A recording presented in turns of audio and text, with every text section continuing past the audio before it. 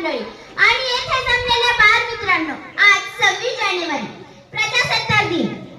सर्वप्रथम सर्वांना प्रजासत्ताक दिनाच्या खूप खूप शुभेच्छा. प्रजासत्ताक दिन हा भारतातील एक राष्ट्रीय सण आहे. हा दिवस आपण 26 जानेवारी रोजी साजरा करतो. 26 जानेवारी 1949 रोजी भारतात संविधान लागू झाले. तेव्हापासून भारत एक प्रजासत्ताक देश बनला.